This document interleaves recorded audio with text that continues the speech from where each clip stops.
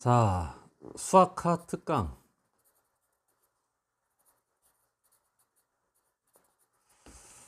어, 총 20강 정도의 분량으로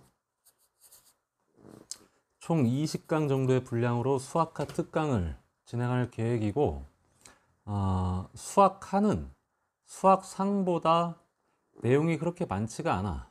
그래서 전체적인 어떤 단원들 흐름을 좀 선생님이 정리를 해주면, 첫 번째, 수학화의 첫 번째 단원은 집합, 그리고 명제,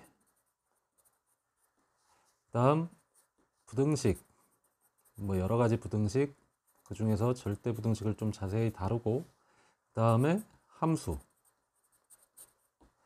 다음 뭐 함수의 이제 구체적인 어떤 종류에 해당되는 유리함수, 무리함수, 무리, 함수. 근데 여기 이제 추가되는 건 유리식과 무리식의 어떤 내용들을 추가를 시키고, 다음에 여섯 번째 경우의 수, 그래서 순열과 조합. 수학 상특강은 선생님이 40강으로 구성을 해가지고 굉장히 많은 이야기들을 했지만, 수학하는 전체적으로 단원을 보면 이게 다야. 그래서 선생님이 이 집합에 있는 세부 내용들 몇 가지 강의로 나눠 가지고, 또 얘들도 명제, 부등식, 그리고 함수 몇 가지 강의로 세분화 시켜서 선생님이 강의를 진행을 할 텐데, 오늘은 첫 강의니까 집합에 대해서 선생님이 자세하게 개념 설명을 해볼게. 그리고 수학하 특강은 선생님이 진행을 어떻게 할 거냐면, 일단 전체적인 개념을 다 단원별로 설명을 할 거야.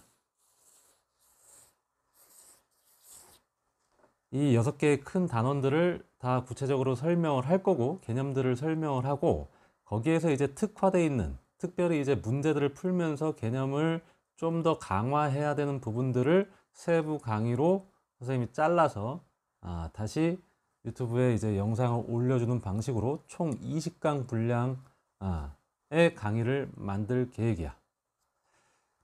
자, 그러면 바로 집합부터 시작을 해볼게. 집합 첫 번째,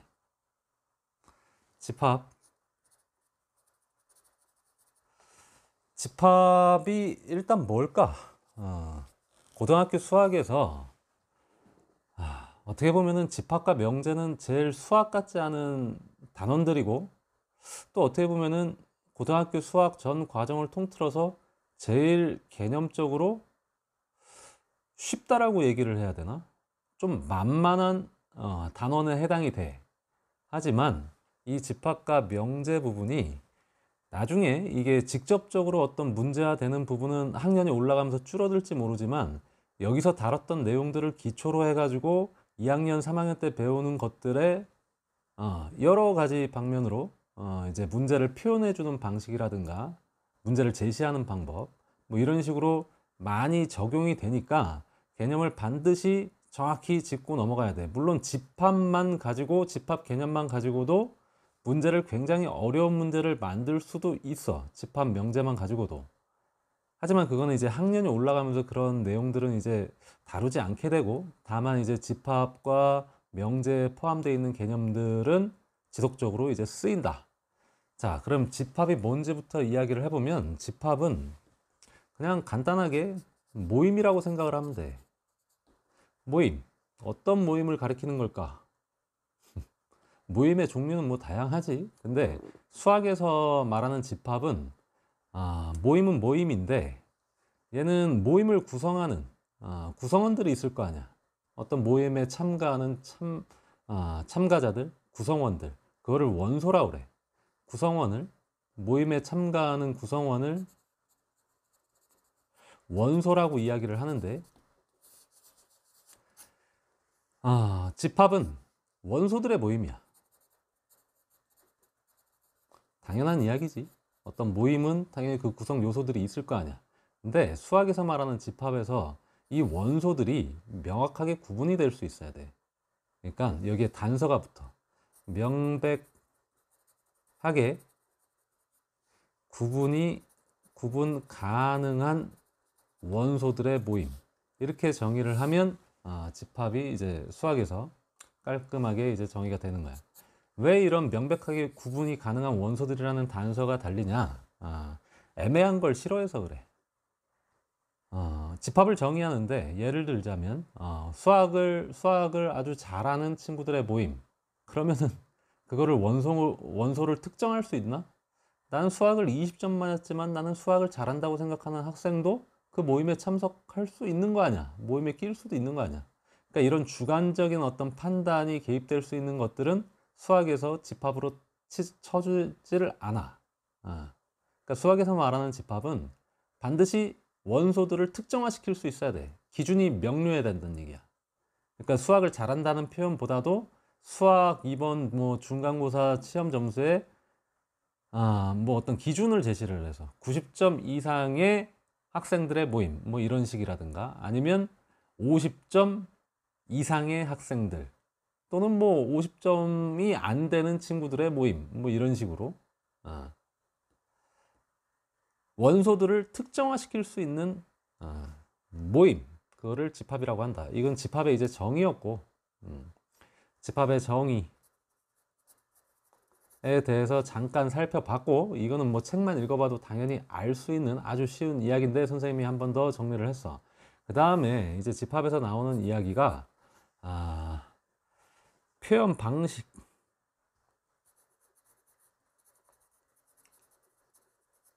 두 가지가 있어. 원소 나열법이 있고 조건 제시법이 있는데, 원소 나열법은 집합을 이제 어떤 특정한 집합 A라는 집합을 나타낼 때 원소 나열법은 이 중괄호 안에다가 이 집합에 해당되는 원소들을 구체적으로 이렇게 나열을 해 놓는 거야. 이런 방법으로 집합을 표현하는 방법을 원소 나열법이라고 이야기를 해. 그럼 조건 제시법이라는 거는 예를 들어서 여기에 1, 2, 3, 4가 원소로 있는 집합이다. 근데 이 집합을, 이거는 원소 나열법으로 표현을 한 거고 조건 제시법으로 표현을 한다. 그러면 어떻게 표현할 수 있냐면 이렇게 표현할 수 있어. x 바 해놓고 x가 1보다 크거나 같고 5보다 작은데 x는 자연수, 이런 식으로.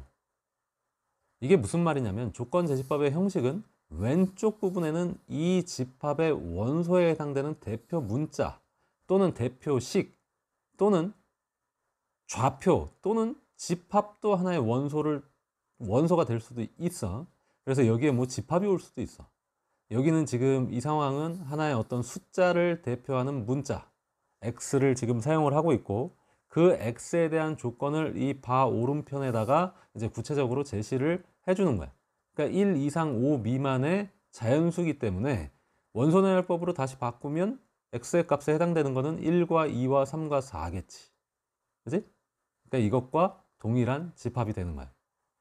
근데 선생님이 여기서 좀 강조를 하고 싶은 건 이 조건제시법, 요게 학년이 올라가서 고등학교 2학년, 3학년 때 배우는 수투, 미적, 통계 이런 부분에서도 어떤 그쪽 미적분, 극한 또는 확률과 통계 부분 문제를 제시하는 데 있어서 이 조건제시법, 집합을 많이 활용한단 말이야.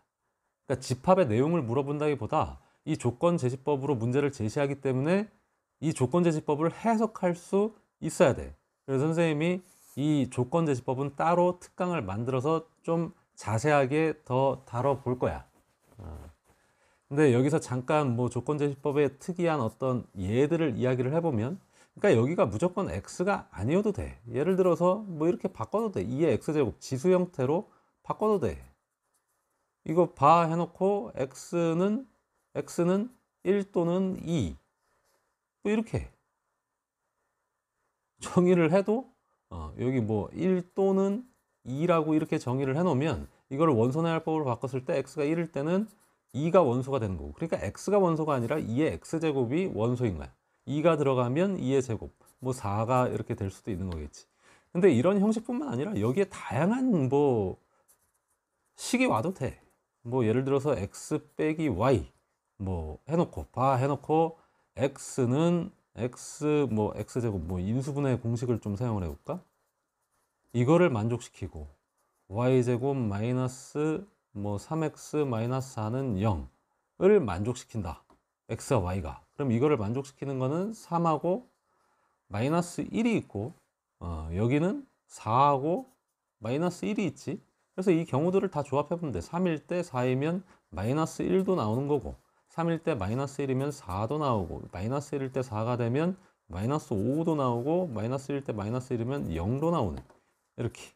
그럼 뭐 이거를 크기 순서대로 이렇게 나열을 해줘야 되느냐? 그거는 크게 상관없어. 그냥 우리가 보기 좋자고 순차적으로 써주면 보기는 좋겠지. 근데 뭐 반드시 그렇게 쓸 필요는 없어. 이왕이면 깔끔한 게 보기 좋기는 하겠지. 근데 또 이런 경우도 있어. 뭐 예를 들어서 또 이렇게 정의를 해볼게. x, y라고 이렇게 정의를 해도 이건 좌표 자체가 원소가 되는 거야. 오케이? 그럼 우리 원방 배웠으니까 예를 들어서 x제곱 플러스 y제곱은 4라고 이렇게 제시를 해놓고 x, y는 뭐 정수 이렇게 되면 원방이 이렇게 있을 때 반지름이 얼마짜리? 2짜리에는 이렇게 원이 있을 때 요 위에 있는 점들 이거는 좀 다르게 해야 되는구나. 이렇게 해보자.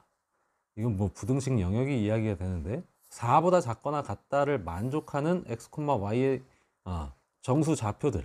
이 얘기는 무슨 말이냐면 요 원의 둘레이거나 원의 내부에 있는 점들 중에서 정수 좌표에 해당되는 모든 좌표들이 원소가 된다. 0,0 같은 게 그거에 해당되는 거고 여기 1,0도 되고 얘도 되고 얘도 되고 얘도 돼.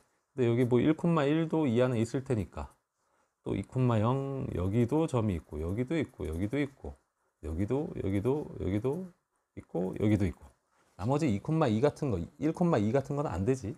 그러니까 총 몇 개 여기 9개에다가 4개 13개의 원소가 있는 거야. 그거를 좀 나열을 해보면 뭐 0,0 좌표 자체가 원소가 될 수도 있는 거야. 그지? 그리고 뭐 또 여기 뭐 나열을 해보면 1,0도 되는 거고 삐리리 해가지고 이거 13개를 쭉 나열을 해주면 원소 나열법으로 표현하게 되는 거겠지. 이렇게 선생님이 좀 이야기를 하고 싶은 건 고정관념을 두지 마. 항상 집합이 나오면 조건제 집합이 나오면 여기가 x 또는 y 또는 a 뭐 이런 식으로밖에 안 나오니까 그냥 여기에 어떤 좌표나 식이 오면 학생들이 당황을 하는 경우들이 있어. 근데 이것보다도 더 다양한 어떤 조건제시법의 어떤 용례들이 존재하니까 좀 마음의 문을 열고 다양한 크기의 이런 큰 사이즈의 조건제시법들에 대해서 좀 적응도를 높여놓을 필요가 있어. 그래서 선생님이 따로 특강으로 이야기를 한 번 더 하겠다는 거야. 자, 그 다음 이제 표현 방식에 대해서는 이야기를 했고 그 다음에 또 선생님이 이야기를 하고 싶은 건 기호인데 집합에 있어서 기호인데 여러 가지 기호들이 있어. 여러 가지 기호들 그거를 뭐 다 이야기를 해보면 뭐 교집합, 합집합, 속한다, 포함한다, 속하지 않는다, 포함되지 않는다, 또 어떤 집합의 여집합, 또 차집합, 또 뭐 상등, 같지 않다, 서로소, 또 뭐가 있지? 이게 다인가? 그리고 이런 기호도 있지. 공집합 기호, 뭐 전체집합 기호, 그지? 뭐 이런 다양한 어떤 기호들이 그 전에 우리가 사용하지 않았던 이런 새로운 기호들이 집합에서 나타나는데 여기서 선생님이 이야기를 좀 자세히 할 부분은 이 부분이야. 속한다와 포함한다. 이거는 특강으로 선생님이 또 만들어서 짧게 특강으로 만들어서 문제풀이도 선생님이 좀 해줄 생각이야. 그러면 이 기호들에 대해서 좀 따져볼게. 우리가 집합이라고 하는 건 구성원, 원소들의 모임이잖아. 근데 집합과 집합도 연산이 가능해. 그 연산을 우리가 직관적으로 이해하기 쉽게 만든 어떤 다이어그램이라고 하는 거는 간단한 도형으로 우리가 직관적으로 이해를 할 수 있게끔 도와주는 도구를 가리키는 거야. 근데 벤 다이어그램이라고 하는 건 사람 이름이 붙은 거겠지. 그러니까 집합 관련해서 어떤 수학적 업적을 남긴 사람이기 때문에 그 사람 이름을 땄겠지. 아니면 최초로 사용을 했다거나. 근데 선생님이 이 교집합과 합집합을 또 차집합, 여집합을 벤 다이어그램으로 설명을 해볼게. 교집합 아주 쉬워. 벤 다이어그램 간단하게 이렇게 A집합과 B집합을 이렇게 벤 다이어그램으로 나타냈어. 그러면 A 교집합 B를 가리키는 건 어디고 어딜까? 교라고 하는 건 사귈 교자야. 서로 교차된다. 우리가 교차로, 그지? 교차로? 그러면 도로와 도로가 겹치는 부분, 만나는 부분이잖아. 그러니까 교집합이라고 하는 건 두 집합이 서로 겹쳐지는 거. 그러니까 A이면서 B인 영역을 가리키는 거야. 그 영역에 속해 있는 원소들이 바로 A 교집합 B의 원소가 되는 거야. 이것도 새로운 집합인 거고.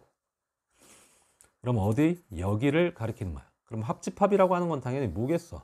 합집합.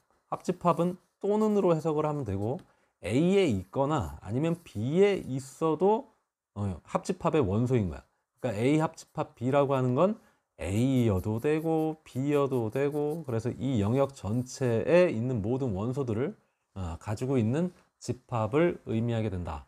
그리고 간단하게 이 공집합과 합집합에 대해서 이야기를 해보면, 전체 집합에 대해서 이야기를 해보면, 전체 집합이라고 하는 거는 우리가 어떤 집합을 설정할 때 그 큰 테두리를 가리키는 거예요. 이거는 유니버스, 유니버설, 뭐 그런 단어, 우주 전체를 뜻하는 단어의 약자고, 그리고 이 공집합이라고 하는 건 0에다 그냥 짝대기를 이렇게 하나 그었는데, 우리가 숫자 관점에서 봐도 0이라고 하는 건 굉장히 신비한 숫자잖아. 크기가 존재하지 않는 숫자. 0이 개발되면서, 0이 발견되면서 인간의 어떤 뭐라고 해야 되나? 지적 능력? 이 굉장히 올라갔지. 그리고 우리 인류한테 굉장히 편리함을 제공을 해줬고, 0이라고 하는 거는 철학적인 의미로 봐도 굉장히 의미가 깊고, 비어있다. 아무것도 없다. 근데 존재한다. 되게 신비한 숫자야. 어쨌든 집합에서도 이 공집합이라고 하는 건 원소를 하나도 가지고 있지 않은 집합이야. 그러니까 중괄호 안에 아무것도 표기를 안 해야 되는데 이게 기호로서의 가치가 좀 떨어지지. 왜냐면 직관성이 떨어지니까. 그래서 요거를 간단하게 나타내 준 거야. 0에다가 짝대기 그어서 이거는 아무런 원소를 갖지 않고 있는 개념적인 집합이다 라는 거야. 그럼 전체 집합은 우리가 설정된 전체 테두리다 라고 이야기를 했을 때, 이제 차집합하고 이 어떤 집합의 여집합도 설명을 할 수 있는데, 전체가 이렇게 있을 때 A 집합의 여집합이다. 그러면 어디를 가리키는 걸까? 전체 집합이 이렇게 있을 때 A를 제외한 나머지, 전체 테두리를 기준으로 A를 제외한 나머지 구간에 있는 요 영역에 속해 있는 원소들을 가지고 있는 집합을 A 집합의 여집합. 이거 A의 C제곱이라고 읽는 게 아니라 그냥 A의 여집합이라고 읽으면 그만이야. 그리고 차집합 빼는 거야. 집합과 집합을 뺀다. 개념이 좀 이상할 수도 있어. 원소들을 가지고 있고 원소들을 가지고 있고 하나의 영역으로 이렇게 표현이 됐을 때 A에서 B를 뺀다는 거는 무엇을 빼는 거냐면 뺄 수 있는 것만 빼지는 거야. 그러니까 겹치는 부분, A 기준으로 B를 뺀다니까 겹치는 부분만 빠지는 거야. A에서. 그래서 A에만 존재하는 원소, B에는 존재하지, B에 있는 거는 가지고 있지 않고 A에만 있는 거. 그게 바로 A 빼기 B, A 차집합 B의 의미가 된다. 그래서 여기 있는 교집합, 합집합, 여집합, 차집합, 공집합, 전체집합 다 설명을 선생님이 벤 다이어그램을 통해 가지고 이야기를 해봤고, 벤 다이어그램도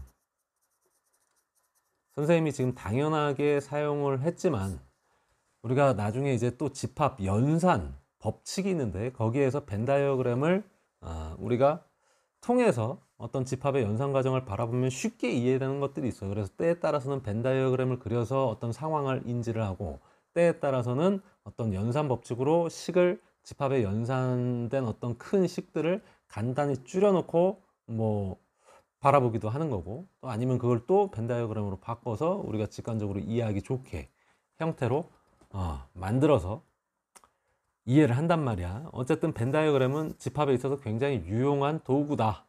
그리고 이 등호는 A, B가 완전히 서로 겹치는 거야. 원소가 서로 완전히 똑같은 거야. 이럴 때 우리는 A, B는 서로 상등이라고 이야기를 해. A, B가 같다는 거 이렇게 기호로 표현을 하기도 하고 말로는 상등이다. 그럼 같지 않다라는 거는 아예 같지 않다? 같지 않다는 뭐 완전히 일치하지 않는다가 그냥 같지 않다고, 여기에 뭐 서로소라는 것도 이야기를 해보자. 이거의 반대 개념인 서로소라는 거는, 집합과 집합이 서로소 관계를 이룬다는 거는 아예 원소가 하나도 겹치는 게 없는 상황일 때 서로소라고 또 이야기를 한다. 그럼 남아있는 거는 이제 이 속한다, 포함한다, 요 개념밖에 안 남았지. 그지? 요것도 선생님이 간단히 이야기를 해주면, 얘는 학생들이 많이 헷갈리기 때문에 선생님이 좀 정확한 원칙을 설명을 해줄게. 자, 요거는 의미하는 게 속한다야. 요거는 포함한다고. 요 기호로 어떤 두 대상을 비교를 하는데, 얘는 반드시 원소와 집합 간의 관계야. 어떤 원소가 집합에 원소로 들어있다, 그러면 속한다라고 이야기를 할 수 있는 거야. 포함한다는 원소와 집합이 아니고, 얘는 집합과 집합으로 바라봤을 때 어떤 집합이 어떤 집합의 일부에 해당된다, 그거를 우리가 부분집합이라고 이야기를 하는데, 벤 다이어그램으로 바라보면 어떤 집합이 크게 이렇게 있는데 그 안에 부분적으로 겹치는 거야, 이렇게. 그러면 A 집합은 B 집합의 부분집합, 이렇게 포함한다고, B가 A를 포함한다고 이야기를 할 수 있는 거야. 어렵지 않지? 이게 원칙이야. 요게 속한다는 뭐랑 뭐를 비교한다? 원소와 집합을 비교한다. 포함한다는 집합과 집합을 비교한다. 어렵지 않다. 않잖아. 쉽잖아. 이게 원칙인데, 학생들이, 선생님이 이거를 지금 자세하게 설명을 하려는 이유가 학생들이 자주 걸려드는 내용이 있기 때문에 그래. 예를 들어서 X라고 하는 집합에 1도 있고 1이라고 하는 원소를 가지고 있는 집합도 있고, 여기 공집합 기호 자체도 원소로 들어있어, 이 X라는 집합엔. 그리고 공집합을 원소로 갖고 있는 집합 자체도 또 이 X라는 집합의 원소로 속해 있고, 그 다음에 1과 공집합 기호와 1도 이렇게 속해 있는 이런 복잡한, 헷갈리는, 뭔가 현혹시키려고 지금 이렇게 만든 거겠지. 그럼 여기에서 1이라고 하는 건 뭐여야 될까? 집합 X에 원소 대 집합이니까 여기 원소로 있잖아. 그러니까 속한다라고 이야기를 할 수 있지. 그지?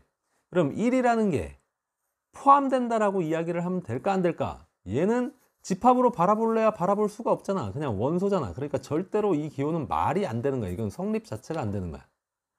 그러면 1을 원소로 갖는 집합이 이 집합 X에 포함된다라고 이야기를 하면, 집합 대 집합으로 봤는데 X에도 1이라는 원소가 있고 이 집합에도 1이라는 원소가 있으니까 겹치잖아.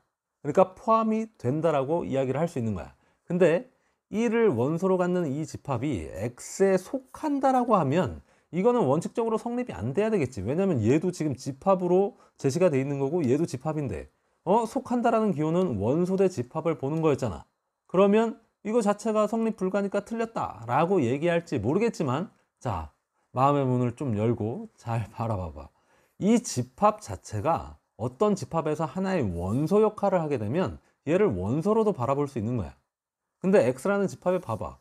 얘는 이런 숫자, 간단한 기호들도 원소로 가지고 있지만 어떤 원소를 가지고 있는 집합 자체도, 그지? 집합 자체도 원소로 들고 있단 말이야. 그러면 이 1이라고 하는 원소를 들고 있는 이 집합이 이 X의 원소로서 존재하고 있다면 속한다라고도 이야기를 할 수가 있는 거지. 이게 엄연히 존재하잖아, 원소로. 그러니까 요 놈은 X에 속한다라고 이야기를 할 수 있는 거야.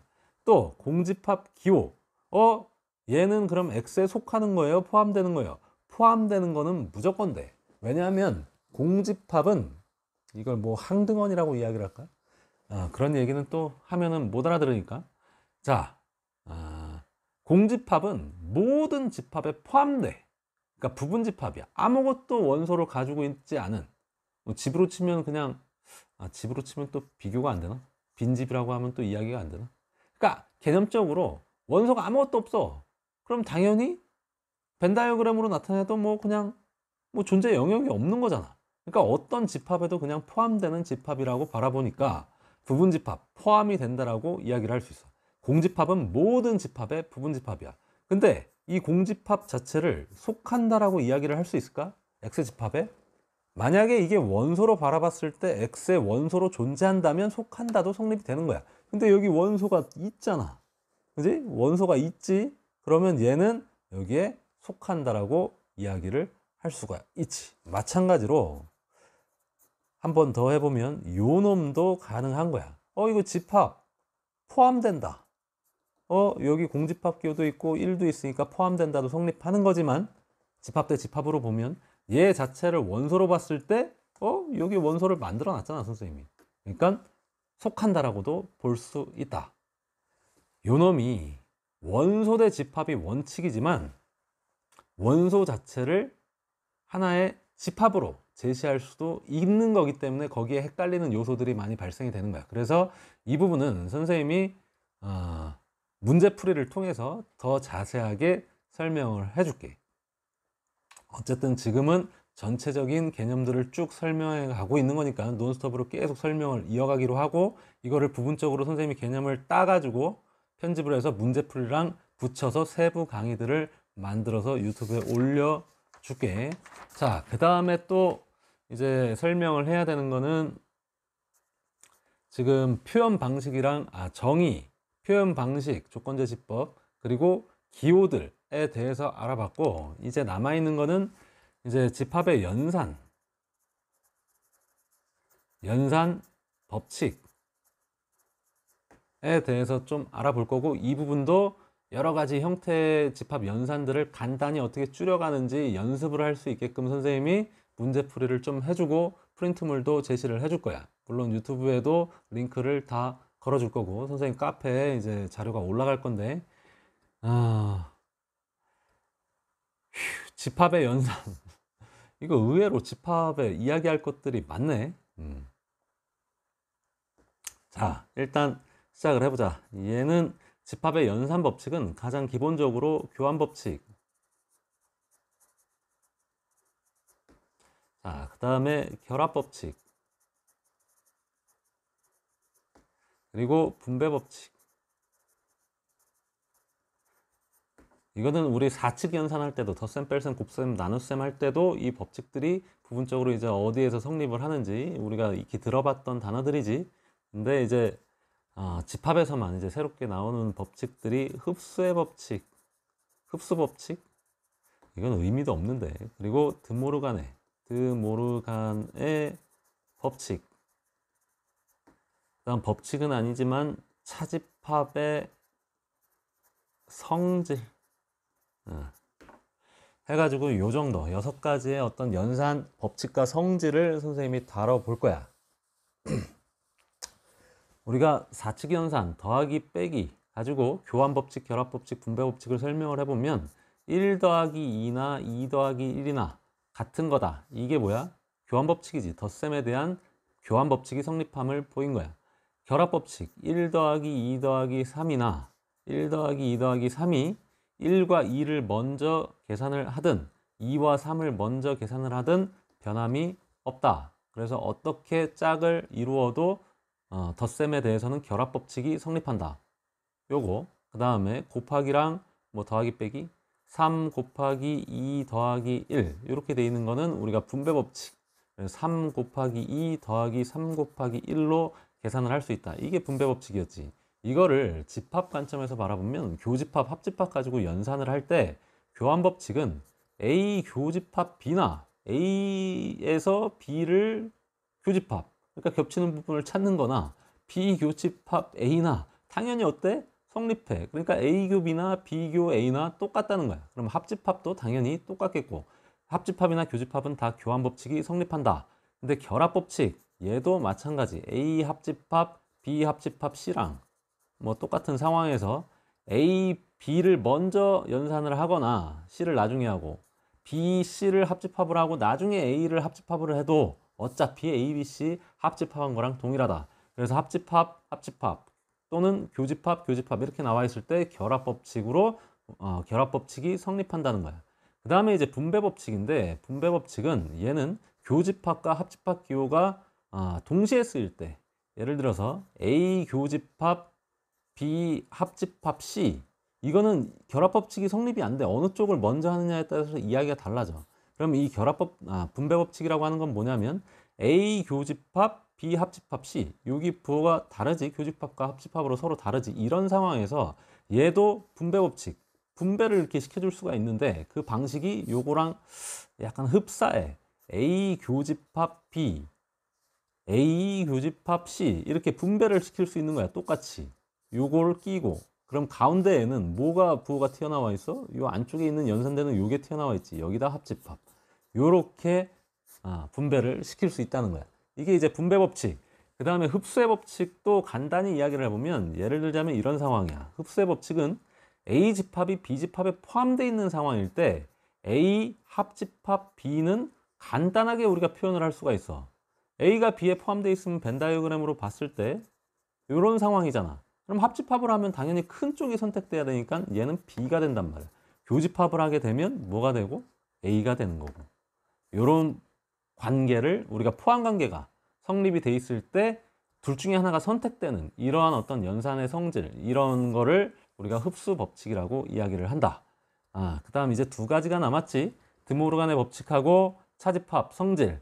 드모르간의 법칙은 A 합집합 B, 이거 전체 여집합이 이렇게 돼 있을 때 얘가 A 여집합 교집합 B의 여집합으로 뜯어질 수 있다. 또는 A 교집합 B의 여집합 이렇게 돼 있는 것도 A 여집합 합집합 B의 여집합, 이 컵이 반대로 뒤집힌다는 거. 이게 이제 드모르간의 법칙 두 가지 형태를 선생님이 이야기를 했어. 근데 이게 왜 성립하는가를 따져보면 돼. 자, 벤 다이어그램으로 살펴보자. 이렇게 간단하게 선생님이 이렇게 해볼게. A 합집합 B의 여집합, 이건 어디를 가리키겠어? A 합집합 B가 당연히 여기 합집합한 요 부분이니까 그거의 반대 부분은 이쪽을 가리키는 거겠지. 근데 그게 뭐랑 똑같냐면 A 여집합 교집합 B의 여집합이랑 똑같대. 한번 그려서 확인을 해보면 되겠지. A의 여집합은 A 빼고 나머지 바깥쪽을 가리키는 거지. 그지? B의 여집합은 B를 빼고 나머지 B의 반대쪽 부분을 이야기를 하는 거야. 근데 얘네 둘을 어떻게 하겠대? 교집합을 하겠대잖아. 그럼 B금이 두 번 쳐진 부분만 이야기를 해야 되는데 여기랑 여기는 한 번밖에 안 칠해졌지. 그래서 요 바깥쪽만 남게 돼. 얘랑 어때? 서로 동일하다는 거를 알 수가 있지. 그래서 요런 관계를 우리가 드모르간의 법칙이라고 이야기를 한다. 이해되나? 그 다음 이제 마지막 연산 성질 중에 하나인, 많이 써먹는 거야, 차집합. 좀 공간을 확보를 해보면 A 빼기 B는 뭐랑 똑같냐면 A 교집합 B의 여집합이랑 똑같아. 우리가 아까도 이야기를 했지만 벤 다이어그램에서 A에서 B를 뺀다는 거는 여기를 가리키는 거였잖아. 근데 그 부분이 이 부분하고 똑같은지를 바라보자. 뭐 전체까지도 이렇게 설정을 해야 되겠네. 여집합이 있으니까.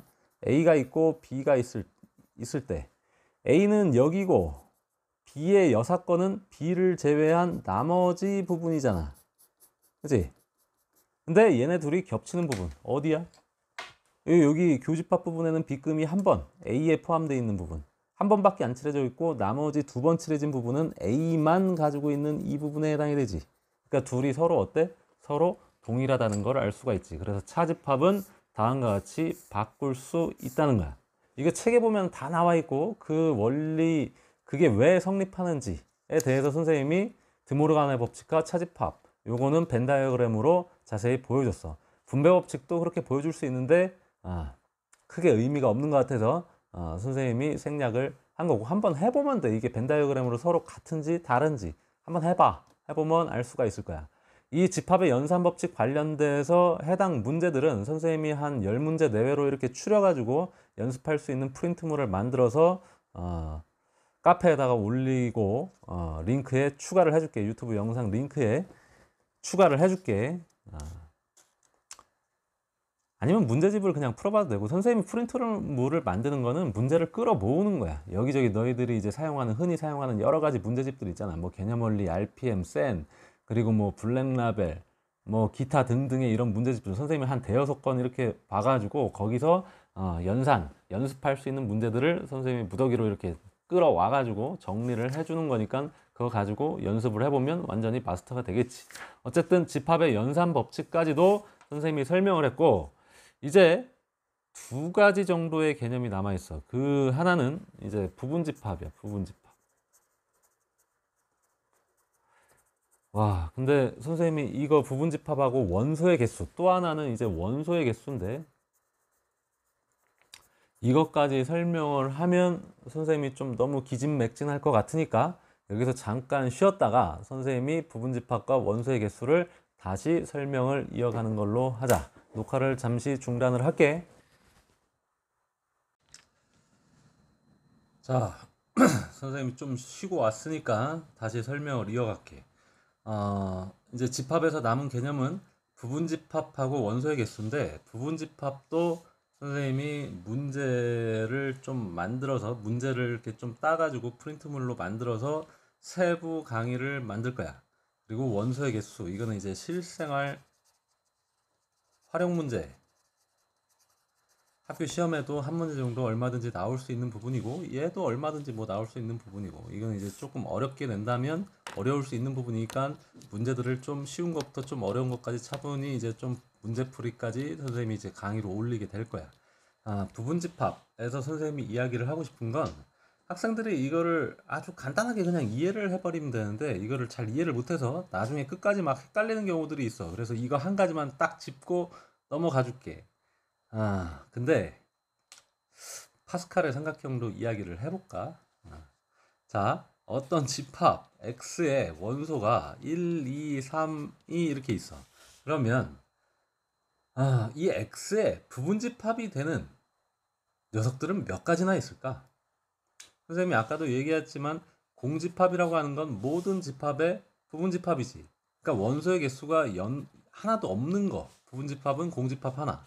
한 개 가지고 있는 부분집합은 1만 가지고 있는 부분집합도 있고 2만 가지고 있는 거, 3만 가지고 있는 거 이렇게 있겠지. 두 개 가지고 있는, 여기에 포함이 되는 부분집합들 중에서 1과 2를 가지고 있는 거, 2와 3을 가지고 있는 거, 1과 3을 가지고 있는 거, 3개.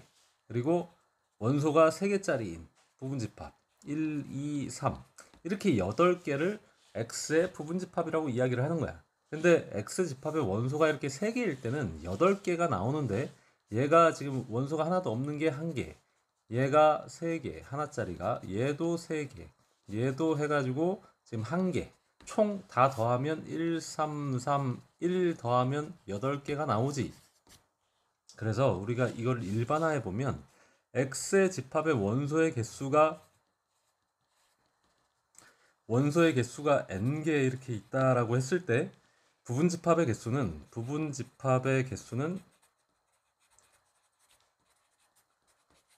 2의 n제곱으로 이렇게 공식화 시켜놔. 이거는 학생들이 잘 알아. 근데 이게 왜 그런지 선생님이 조금 더 자세하게 이야기를 해볼게. 사실은 이게 1, 3, 3, 1 이렇게 더해진 숫자가 왜 2의 거듭제곱 형태로 나오는지는 나중에 순열과 조합 부분을 공부를 하고 나서 확률과 통계에서 이항정리라는 걸 좀 다뤄보면 파스칼의 삼각형에 대한 이야기가 나오거든. 근데 그 파스칼의 삼각형을 선생님이 간단히 이렇게 좀 보여줄게. 1, 1, 1, 2, 1, 1, 3, 3, 1, 1, 4, 6, 4, 1, 1, 5, 10, 10, 5, 1. 규칙이 보이나? 이 삼각형이 어떤 숫자의 배열로 나타내어지는지. 1, 6, 15, 20, 15, 6, 하나.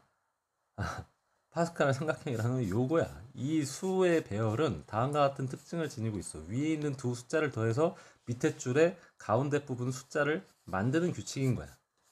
근데 여기서 의미하는 게, 첫 번째 행에 있는 숫자의 합은 1이잖아. 근데 그게 뭐랑 똑같으면 2의 영승하고 똑같고 2의 0제곱. 얘는 1과 1 더하면 2의 1제곱과 똑같고, 얘는 1, 2, 1 더하면 2의 2제곱. 얘는 1, 3, 3, 1 더하면 2의 세제곱. 사실은 요 숫자가 바로 요 놈이거든. 그럼 여기는 2의 4제곱.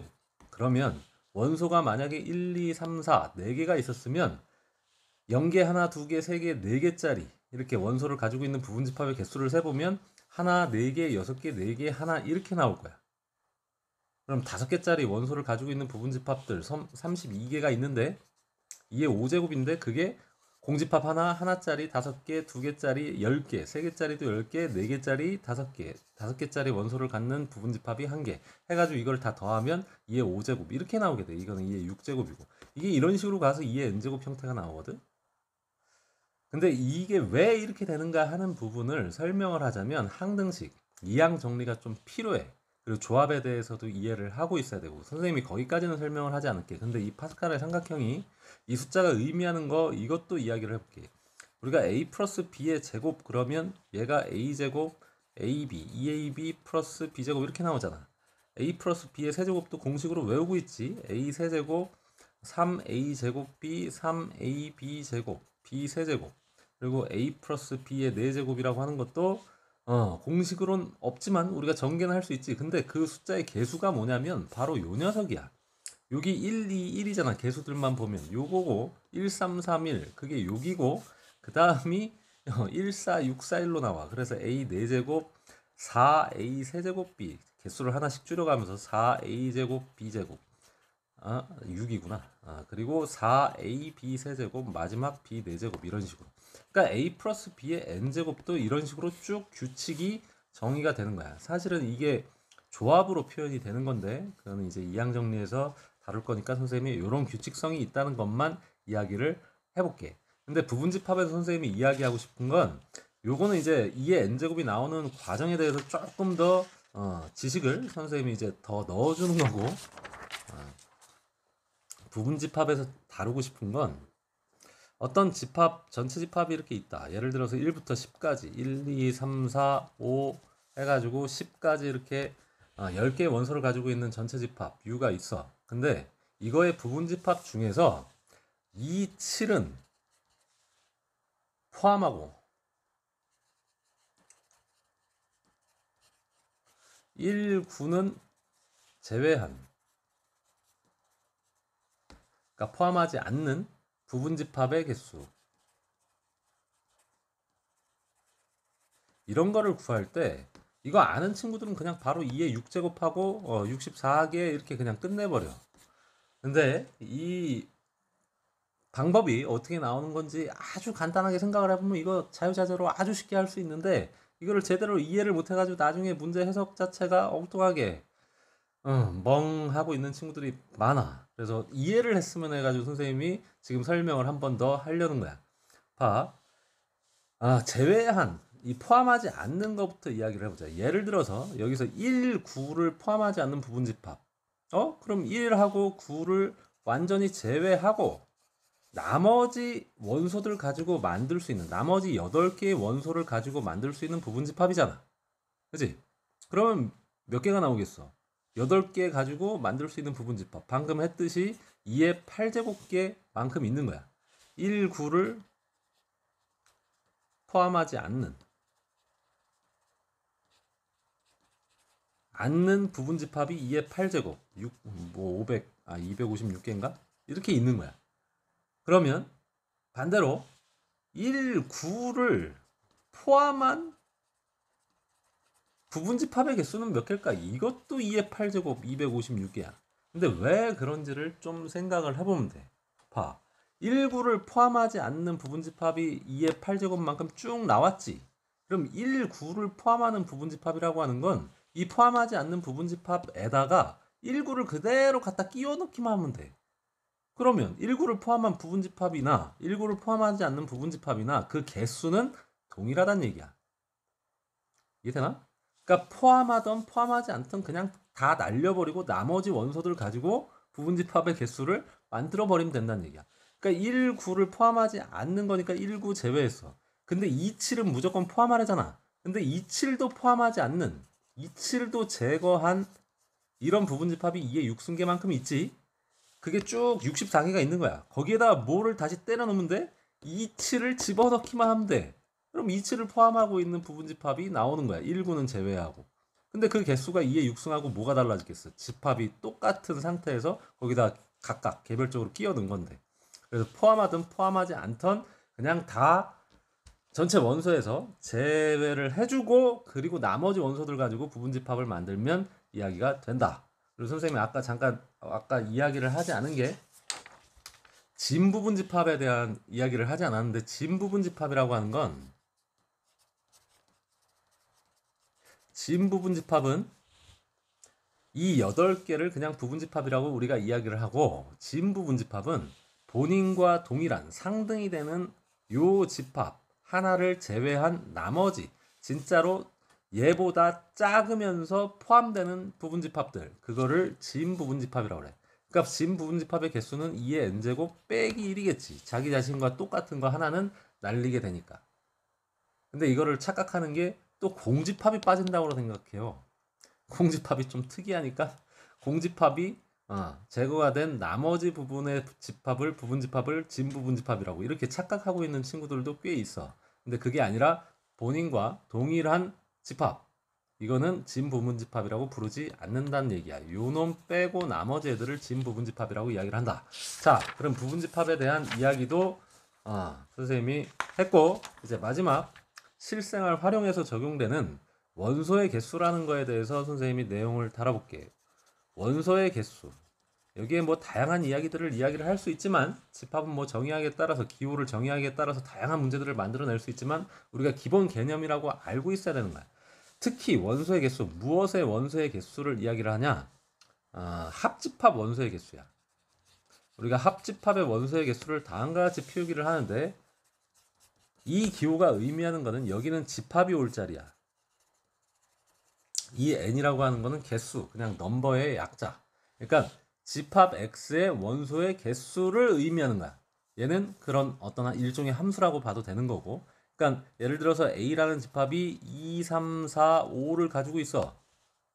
b라는 집합은 x 바에 넣고 12의 x는 12의 약수 뭐 이렇게 나와 있는데, na 더하기 nb를 구하여라. 그럼 이게 얼마일까? na는 원소가 4개니까 4고, nb는 이 조건제시법을 풀면 12의 약수는 몇 개? 6개. 1, 2, 3, 4, 6, 12. 6개. 그래서 얘 값이 그냥 6이야. 그러니까 n하고 이렇게 집합이 나와 있는 거, 가로 안에 집합이 나와 있는 건 이거는 하나의 상수, 값이 된다. 집합이 고정돼 있기만 한다면. 그래서 이게 10 이렇게 되는 거야. 근데 선생님이 지금 이 원소의 개수에서 이야기하려고 하는 건, 이 합집합의 원소의 개수는 다음과 같은 관계를 가지고 있어. A 집합의 원소의 개수의 합에다가 B 집합의 원소의 개수를 합치고 교집합의 원소의 개수를 빼주기만 하면 합집합의 원소의 개수와 항상 동일해. 근데 이거를 어떻게 이해를 할 수 있냐면, 벤 다이어그램을 그려보면 금방 또 이해가 돼. 근데 선생님이 여기에 나열할 것 부분은 A 집합과 B 집합이 이렇게 있을 때 여기에 원소들이 몇 개가 있을 거고, 여기도 몇 개가 있을 거고, 몇 개가 있을 거 아니야. 합집합은 이거 전체에 속해 있는 원소의 개수지. 그래서 여기에 A개만큼, 여기 교집합의 B개만큼, 여기 B 쪽에만 C개만큼의 원소가 들어있다라고 해보자. 그러면 A 합집합 B라고 하는 건 A 플러스 B 플러스 C, 얘네 셋 원소의 개수를 더한 게 합집합의 원소의 개수야. 그럼 NA라고 하는 건 요 A 영역에 있는 원소의 개수니까 A 더하기 B란 말이야. 그지? B 집합의 원소의 개수는 B 플러스 C고, 잘 관찰을 해봐. 여기 B가 2번 더해졌지. 여기는 A, B, C만 더해져야 되는데, 그러니까 B를 한 번 어떻게 해야 돼? 빼야 돼. 이 B가 의미하는 게 바로 교집합이지. 그래서 다음과 같은 관계식이 무조건 성립한다는 거야. 근데 이거를 한 번 더 응용해서 3개짜리, 자, A 집합, B 집합, C 집합, 교집합이 아니라 합집합의 원소의 개수, 얘는 또 어떻게 되느냐는 거야. 얘는 좀 식이 길지만 형태가 반복적이기 때문에 외우기는 쉬워. 각각 A, B, C 집합 원소의 개수를 각각 다 더해주고 2개씩 짝지어서 교집합할 수 있는 모든 개수들을, 이거를 다 빼줘. 그리고 나서 교집합을 셋 다 교집합한 부분을 한 번 더 해줘야 돼. 근데 그 이유가 뭔지는 또 벤 다이어그램을 이렇게 그려보자. 얘는 문자가 좀 많이 필요한데, 여기 A 지점에만 있는 거, C 지점에 있는 거, 이거를 각각 A, B, C라고 하고, 각각 교집합 부분에 여기 D, E, F만큼 개수가 들어있다. 그리고 셋 다 교집합한 분이 G라고 하면 얘는 A부터 G까지 합친 거야. 그지? 근데 오른쪽 부분을 봐.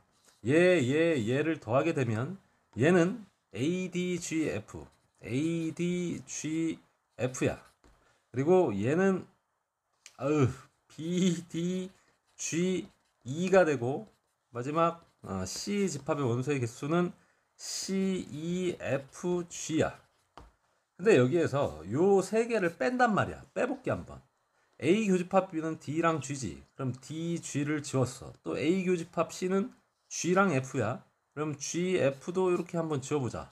그 다음에 B 교집합 C는 G2야. 그럼 G 하나 날리고 E 하나 날렸지. 그리고 관찰을 해봐. 여기에 남아있는 게 A, B, C, D, E, F. G가 없지. 그러니까 G를 한번 어떻게 해주기만 하면 돼? 더해주기만 하면 좌변, 우변이 동일한데 요 놈이 바로 여기 셋 다 겹치는 부분. G를 의미한다. 그래서 좌우 등식이 성립한다는 거야. 그래서 실생활 활용 문제에 이게 상황으로 예를 들어서 우리 반에 30명의 학생이 있는데 그 중에 A 동아리를 가입한 친구들은 뭐 몇 명, 한 15명, B 동아리를 가입한 친구는 20명, C 동아리를 가입한 친구는 뭐 9명. 그래 놓고 A와 B를 동시에 가입한 친구는 몇 명. 뭐 이런 식으로 구체적으로 이 숫자들을 제시를 해주는 거야. 그리고 하나를 제시를 안 해주고 나머지만 다 제시를 해주는 거지. 그러니까 방정식 문제를 만들어서 문제를 푸는 거야. 이 부분은 구체적인 어떤 문제, 실생활 활용 문제 이 두 개의 공식이 어떻게 쓰이는가 하는 부분은 선생님이 문제풀이를 통해 가지고 더 자세하게 강의로 만들어서 올려줄게. 지금은 선생님이 한꺼번에 이 집합에 있는 내용들을 전부 다 논스톱으로 설명을 해서 강의를 하나 올려줄 거거든, 처음에. 그래서 지금 집합에 있는 모든 개념들을, 기본 개념들을 선생님이 다 설명을 했어. 한 4, 50분 정도 시간이 나올 수 있을 것 같은데 일단 이 파일을 하나 유튜브에다 올려주고 이거를 세분화시켜서 문제풀이랑 같이 덧붙여가지고 선생님이 잘라서 영상들을 만들어서 한 4, 5개 강의를 더 추가를 시켜줄게. 명제 그리고 부등식 함수들도 이렇게 전체 개념을 한번 설명을 하고 세부적으로 더 필요한 부분들을 선생님이 세부 강의로 만들어서 이렇게 올려주는 방식. 수학하 특강은 그렇게 진행을 하는 걸로 하자. 그게 수학하 특강이 끝나게 되면 선생님이 또 킬러 시리즈, 이제 정말 어려운 부분, 학생들이 많이 당황할 수 있는 그런 문제들을 또 다루게 될 거야. 그러니까 지금은 기본 개념과 유형들 공부할 수 있게끔 선생님이 수학하 특강을 진행을 하는 거고, 그게 끝나고 나면 심화과정 뭐 각자 개별적으로 여러 가지 문제집들 가지고 공부를 하겠지만 그 중에서도 선생님이 한번 짚고 넘어갔으면 하는 킬러용 문제, 킬러 문제들 3문제씩 따가지고 각 단원별로 선생님이 또 한 10편에서 한 20편가량 중간고사, 기말고사 보기 전에 이렇게 각각 만들어서 올려줄게. 자, 어쨌든 집합 강의는 여기서 마무리를 하자.